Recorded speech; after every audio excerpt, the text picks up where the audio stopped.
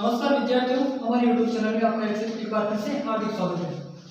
अपन ने present tense में present indefinite, present continue, present perfect continue चारों की करेक्ट वर्ब पढ़ ली थी। उसके बाद में पास्ट टेंस में past indefinite, past continue, past perfect और पास्ट परफेक्ट कंटिन्यू चारों की भी करेक्ट वर्ब अपन ने पढ़ ली थी। करेक्ट वर्ब को अपन तभी हल कर सकते हैं जब अपन को टेंसों का ज्ञान होगा। अब यहाँ पर देखिए फ्यूचर टेंस है लास्ट वाला थर्ड नंबर का, यानी कि भविष्य का। इसमें अपन टेंस को कैसे पहचानेंगे, वो मेन जो पॉइंट है उनको मैं आपको बताता हूँ। पहला टेंस है फ्यूचर इंडेफिनिट।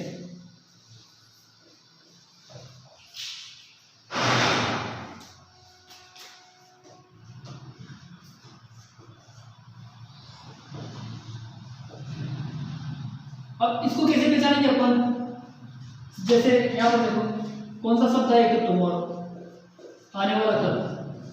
टुमारो किसको रिप्रेजेंट करता है, फ्यूचर इंडेफिनिट को। तथा नेक्स्ट, ध्यान रखना टुमारो तथा नेक्स्ट, जैसे नेक्स्ट डे, नेक्स्ट ईयर कुछ भी आ सकता है इसमें। नेक्स्ट के बाद day, year, night, month, etc कुछ भी आ सकते हैं इसमें। तो ये किसको रिप्रेजेंट करेगा, फ्यूचर इंडेफिनिट को रिप्रेजेंट करेगा। उसके बाद ये तो सीधा सा ही टुमारो देख लो, या next day, year, night, month, etc कुछ भी देख लो। इसके बाद में बी है फ्यूचर कंटिन्यू।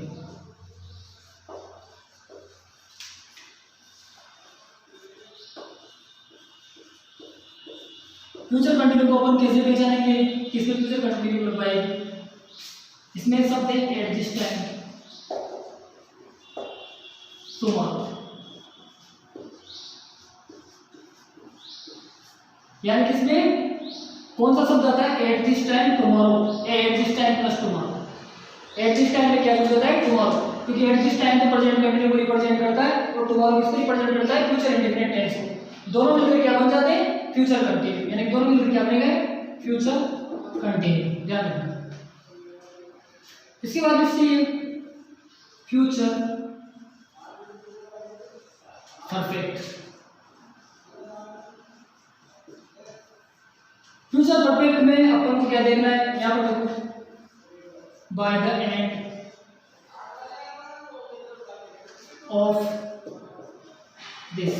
अब दिस के बाद में कुछ भी हो सकता है, ईयर भी हो सकता है, मंथ भी हो सकता है, etc कुछ भी हो सकता है।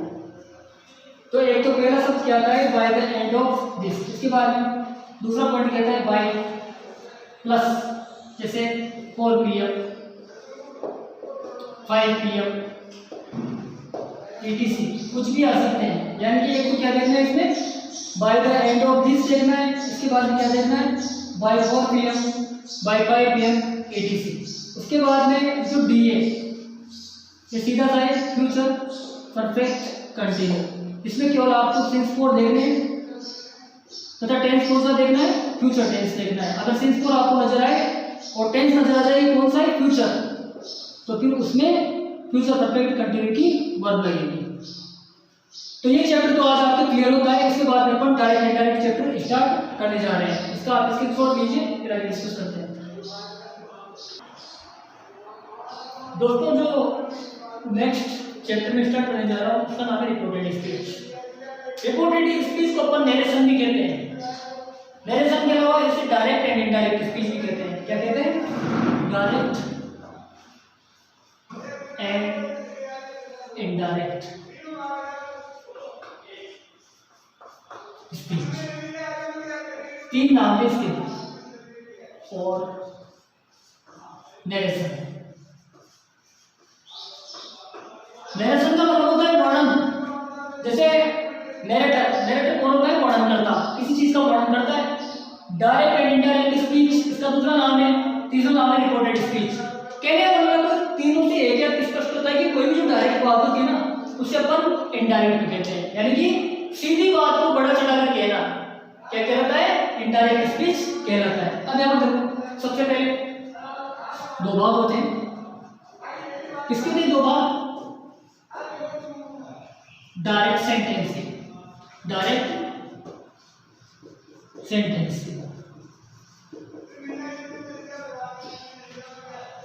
यानी कि जो डायरेक्ट सेंटेंस होगा उसके दो भाग होंगे। यहाँ पर देखो, जैसे अभी मैं वाक्य बनूंगा आपको बता रही है, अभी केवल आप सेंटेंस देखिए। जैसे यहाँ पर देखिए सेंटेंस, जैसे ही said to me I am going to Kota. तो दो भाग कौन कौन से वाक्य के, एक तो ये वाला जो इन्वर्टेड कॉमा के बाहर वाला है, और एक कौन सा है या अंदर वाला। तो यानी कि दो वाक्य मिलकर डायरेक्ट सेंटेंस को बनाते हैं। और इनडायरेक्ट में अपन को क्या करना पड़ता है, जो दो सेंटेंस होते हैं उनको मिलाकर एक वाक्य बनाना पड़ता है। यहाँ पर देखो, ये इन्वर्टेड कॉमा के जो बाहर वाला है इसका अपन क्या करेंगे, रिपोर्टिंग वर्ब।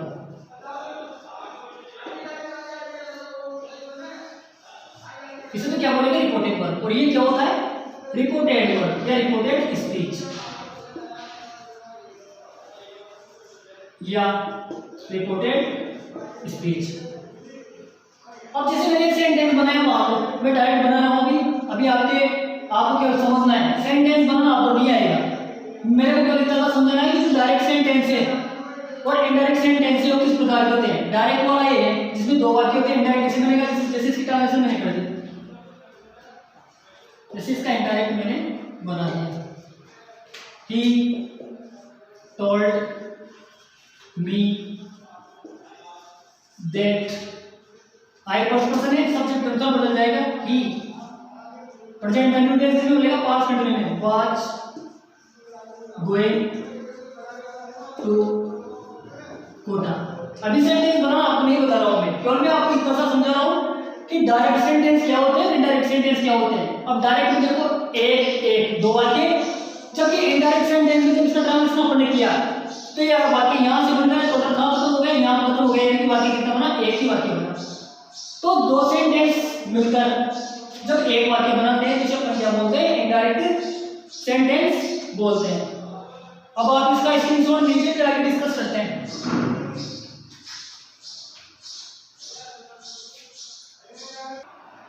अब जैसे देखो, डायरेक्ट और इनडायरेक्ट जो सेंटेंस होते हैं इनको बनाने के लिए कुछ महत्वपूर्ण नियम होते हैं। जब तक अगर अपन को नियमों का ज्ञान नहीं होगा तब तक आप इनडायरेक्ट में सेंटेंस नहीं बना सकते। आपको इनडायरेक्ट सेंटेंस बनाने के लिए कुछ नियमों का पालन करना होगा। जैसे मैं यहाँ पर आज से स्टार्ट कर रहा हूँ, इसमें से रूल नंबर फर्स्ट देखिए आप। सबसे पहले मैं लिखता हूँ यहाँ पर प्रोनाउन संबंधी परिवर्तन। जैसा कि प्रोनाउन क्या होते हैं, सर्वनाम होते हैं, जो शब्द संज्ञा के स्थान पर काम में आते हैं उसे क्या बोलते हैं, प्रोनाउन बोलते हैं। परिवर्तन, सबसे पहले मैंने यहाँ पर लिख दिया सब्जेक्ट, यहाँ पर लिख दिया मैंने ऑब्जेक्ट, इसके बाद लिख दिया पोसेसिव, अधिकारसूचक शब्द होते हैं पोसेसिव वर्ड, लिख देता हूँ मैं यहाँ पर अदर, अन्य वर्ड शब्द, यानी कि ये तो हो गया कर्ता, इसे क्या बोलेंगे अपन, कर्म। इसके बाद में ये होते हैं अधिकार सूचक शब्द जो अधिकार दर्शाते हैं सेंटेंस के अंदर। इसके बाद में जो लास्ट वाला मैंने लिखा है अदर वर्ड, ये होते हैं अन्य शब्द होते हैं, ये भी प्रोनाउन होते हैं। जैसे यहाँ पर देखो मैंने लिखा कर्ता आई कर्ता होता है सब्जेक्ट, इसका ऑब्जेक्ट क्या होता है मी, आई यानी मैं, मी यानी मुझे। उसके बाद में पोसेसिव प्रोनाउन में माई मेरा, यानी कि किसी चीज में अगर अपन अधिकार जमाते हैं तो वहां पर पोसेसिव प्रोनाउन का प्रयोग होता है, तो यहाँ पर माई। अब ये ध्यान रखो, आई हमेशा हिंदी हो या अंग्रेजी एक वचन माना जाता है, लेकिन अंग्रेजी में तो वापिस में बहुवचन में रखी है।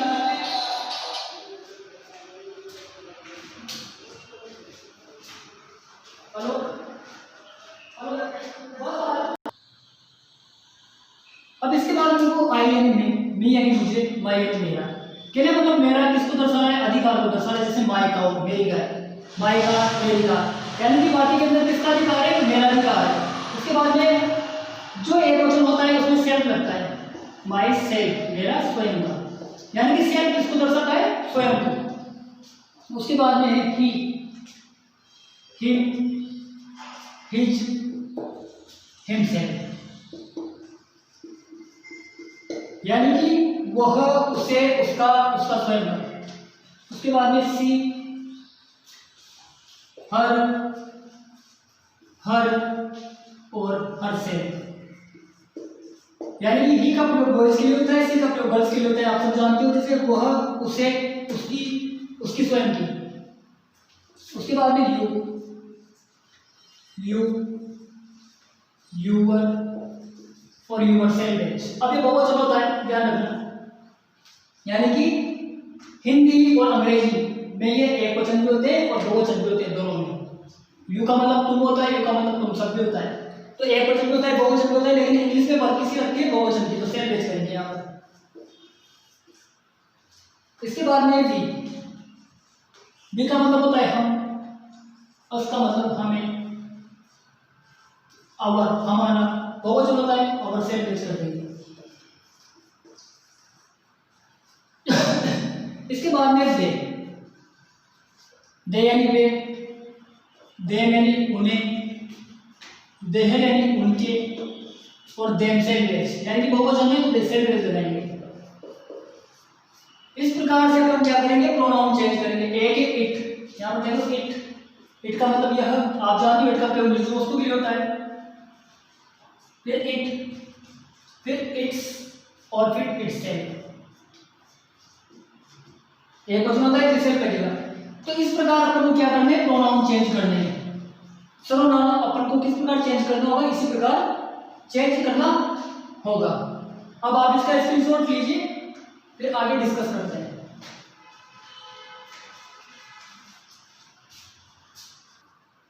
इसका सेकंड रूल देखिए आप, टेंस संबंधी नियम, जो टेंस चेंज होते हैं वो देखना है।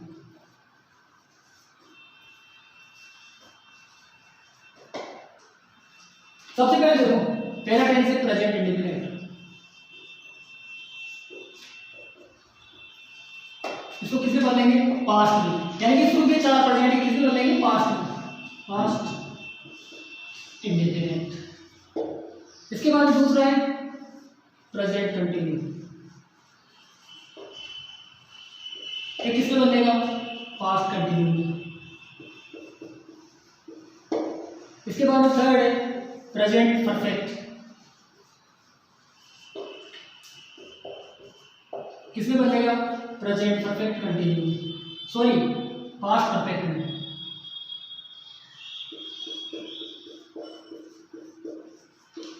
इसके बाद में चौथा है प्रेजेंट परफेक्ट कंटिन्यू, ये किसमें बदलेगा, पास्ट के चौथे नंबर में, यानी कि पास्ट परफेक्ट कंटिन्यू।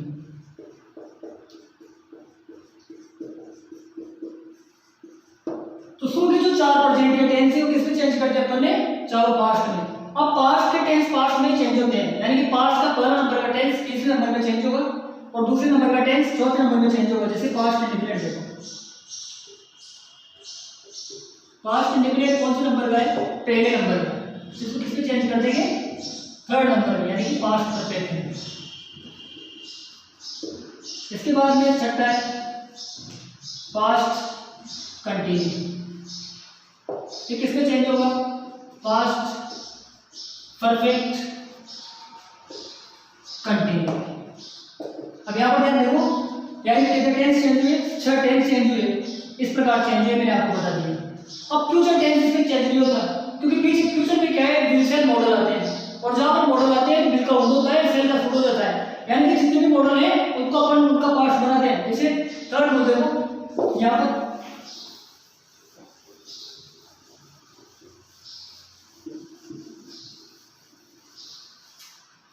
ये तीसरा नियम में यहाँ पर लिख रहा हूं, मॉडल संबंधी नियम।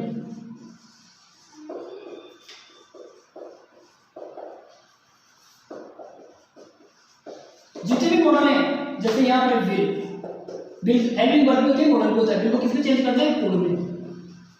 बिल का उर्दू होता है, सेल का क्या होगा, शुरू हो जाएगा।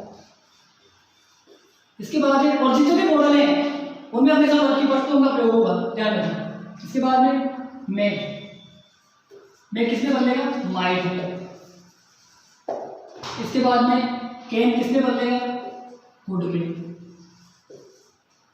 मस्ट किसमें रहेगा, मस्ट में रहेगा, केवल सिंपल कंडीशन में। ध्यान रखना, जो ऊंची क्लास है आरपीएससी लेवल की, उनमें मस्ट के प्रयोग मस्ट में भी चेंज होते हैं और कंडीशन में भी चेंज होते हैं। बाकी तुम्हारी कौन सी कंडीशन है, सिंपल कंडीशन है, साधारण दशा, क्योंकि अपन का जो 12th तक का लेवल है उसमें मॉडल साधारण दशा वाले हैं केवल, है ना, साधारण दशा में